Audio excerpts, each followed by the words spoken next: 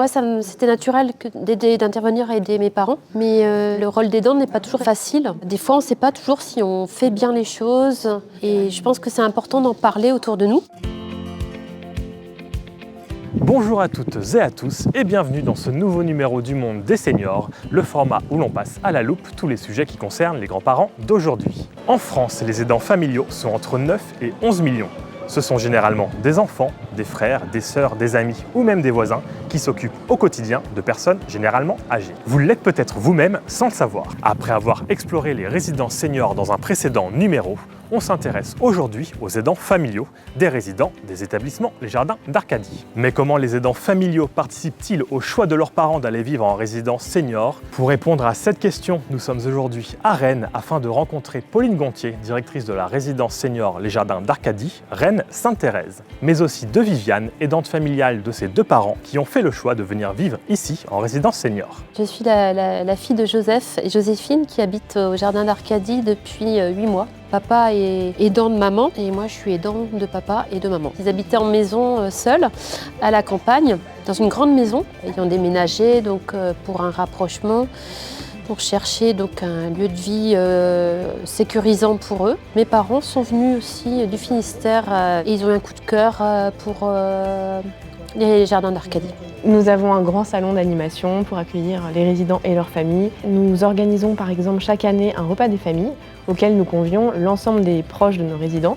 Donc c'est un moment très agréable et festif, c'est un moment de partage entre les résidents, leurs familles, mais également les équipes de la résidence. Nous organisons également des repas à thème, des apéritifs, des marchés auxquels à chaque fois nous convions l'ensemble des proches de nos résidents. Ils ont tissé du lien social. Papa a des activités, il va à l'aide à la lecture dans une école à côté. Il va dans une crèche aussi faire de la lecture de livres de jeunesse aux enfants. Et maman, elle fait des loisirs créatifs dans la résidence. Il y a de la transmission, du partage, ça permet de maintenir du lien social et c'est stimulant aussi. Les familles accordent en général beaucoup d'importance à la convivialité qui règne au sein de nos résidences. Grâce aux animations que nous proposons tous les jours, nous pouvons permettre à ces personnes de lutter contre la solitude et l'isolement qu'ils peuvent avoir chez eux et ainsi proposer des animations qui sont adaptées à leurs besoins. Il y a des temps d'animation où j'ai pu intervenir. Pour la Chandeleur, par exemple, j'avais fait des crêpes.